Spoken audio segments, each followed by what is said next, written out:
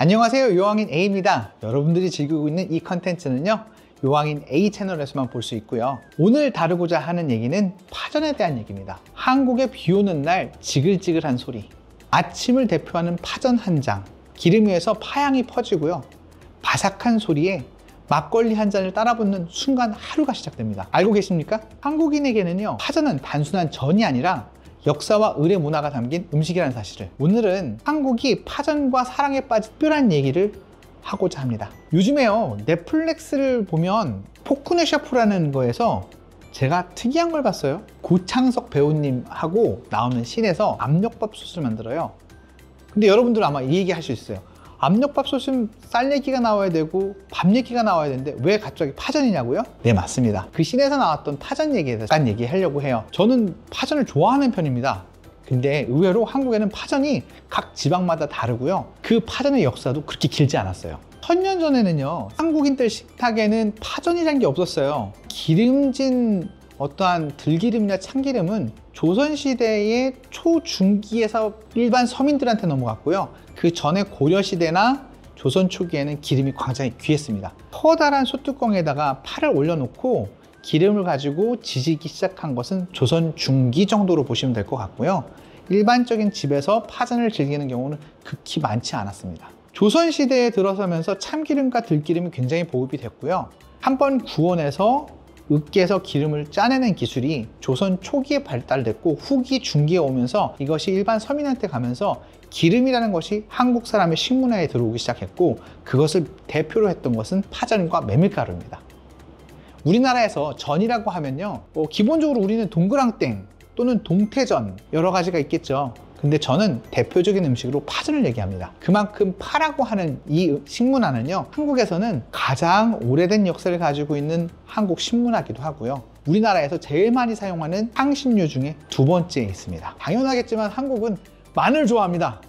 마늘 조금이요 그러면 외국에서는 티스푼 반 것도 안 됐지만 한국에서는 주먹 하나를 넘겨 주시는 게 조금입니다. 근데 그만큼 또 많이 사용하는 게 있죠. 저희가 먹는 대파입니다. 저희는 파가요, 부추도 있고요, 쪽파도 있고요, 대파도 있습니다.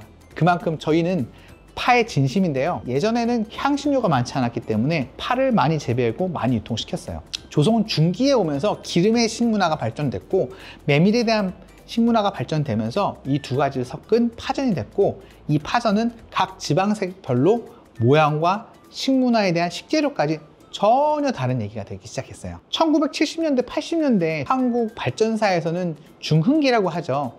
그때 가장 유명했던 건 뭐냐면, 경희대, 외대, 시립대에 가시면 학생들이 수업이 딱 끝나고 나면 파전골목이라는 게 형성됐고요. 그 당시에 학생들의 돈이 없었는 관계로 기본적으로 뒷골목에서 막걸리와 파전을 즐기는 것은 정말 보편화되어 있는 이야기였습니다. 그만큼 파가 많이 싸기도 했고요, 그 다음에 사람들이 막걸리와 즐기기에 그 당시의 문화 중에 탑으로 꼽을 정도로 좋아하는 음식이기도 했습니다. 조선시대의 파전은요, 단순히 먹거리가 아니라 의례의 한 언어였어요. 둥근 모양을 한 파전은 가족의 화합을요, 만약에 제사상에 올려야 되는 파전이 찢어지려 하면 가족이 찢어질 수도 있다고 해서 굉장히 크게 의미를 부여하고 다시 파전을 만들기도 했습니다. 그만큼 제사나 의례에서는 파전이 하나의 조상에 맡기는 언어로서도 기능을 했었고요. 지금도 비 오는 날 하면 파전을 떠올릴 정도로 한국에 있는 문화에서는 굉장히 많은 포션을 차지하고 있는 게 파전이기도 합니다. 과학적인 얘기에서 들어가고 심리학적인 얘기에 들어가면, 파전 속의 밀가루와 탄수화물은요, 세로토닌을 분비시키는 걸 촉진시켜서 날씨가 어두워져서 우울증이 오는 사람한테 기분을 좋게 만들기도 하거든요. 그래서 지금도 한국에서는 비 오는 날에 파전과 막걸리를 즐기는 경우가 많습니다. 또한 비 오는 날에 눅눅함을요, 파전의 바삭거림으로 새로운 느낌을 줄 수 있다고 해서 파전은 비와 밀접한 음식이기도 합니다. 한국의 파전은요, 사실상은 지방색이 다 있었어요. 서울에서는요, 각 며느리들의 파전을 얼마나 잘 만드느냐에 따라서 음식 솜씨가 좋고 나쁨을 따졌어요. 여러분들 아세요? 강원도로 오시면 감자와 메밀이 굉장히 많은 지역입니다. 기본적으로 타지방에서는 메밀하고 파전을 하지만 특이하게도요, 감자 가루와 메밀을 가지고 강원도에서는 파전을 만듭니다. 우리가 감자옹심이라고 하는 걸 아마 여러분들이 한 번은 보았을 텐데, 강원도에서는요, 파전을 할 때 감자와 넣는데 감자와 메밀이 들어가게 되면 투명한 파전이 만들어집니다. 약간은 투명한 거예요. 아예 투명한 게 아니고. 강원도에서 농번기에는요, 마을 사람들끼리 감자와 메밀을 섞어서 파전을 만들어 먹는데요. 서울, 경기에서는 을에 사용했지만 강원도에서는 풍년제 또는 풍어제, 더 많은 복을 끌어온다고 하는 파전의 문화에서 시작을 했어요. 한 장의 파전 속에는 한국인의 역사와 문화, 과학의 영향, 그리고 공동체의 삶이 고스란히 담겨져 있는 대표적인 음식이라고 할 수 있어요. 오늘 저녁 파전 한 잔에 막걸리 한 잔 어떠십니까? 옛날 얘기를 하시면서요, 여러분들의 삶에 녹아있는 파전 하나 어떠실까요? 오늘 여기까지입니다. 여러분들은 요한 A와 함께 하셨고요, 앞으로도 많은 컨텐츠 즐겨주시길 바랍니다. 좋아요와 구독은 사랑입니다. 잘 부탁할게요.